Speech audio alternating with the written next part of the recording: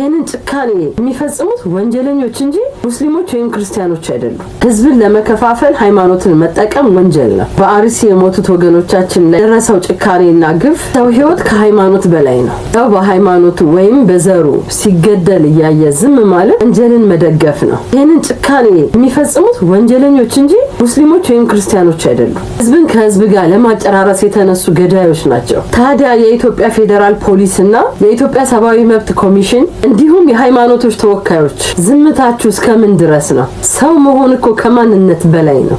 ዝም ብለን ይሄን ነገር ከተመለከትን ይሄ ግፍ ይቀጥላል። ሁላችንም የከሌ ሃይማኖት ነው ገዳይ እያልን እየተከፋፈልን ለጥቃት እንዲመቻቸው አናደርግ። ክርስቲያኑም ሙስሊሙም በሰላም አንድነት ይሄን ነገር የምንቃወም ከሆነ በአንድነት ከተነሳን ፍትህ ይመጣል። ሀገር አፍራሾች ሃይማኖትን ከሃይማኖት ህዝብን ከህዝብ ለማጫረስ የተነሳችሁ እግዚአብሔር ይገስጻችሁ። በሰማዕትነት ደማችሁ የፈሰሰ ወገኖቻችን ደግሞ የአቤልን ደም የተቀበለ አምላክ ደማችሁን ይቀበል፣ ነፍስ ይማር። ሰው ሲጎዳ የትኛውም የህግ አካል ዝም አይልም። ለዜጎች ደህንነት የሚጨነቅ የሚመለከተው አካል እርምጃ እንዲወስድ ዜጎች በነጻነት የመኖር መብታቸውን እንዲጠቀሙ አድርጉልን። ፍትህ የሌለባት ሀገር ሰላም አይኖራትምና ነፍስ ይማር።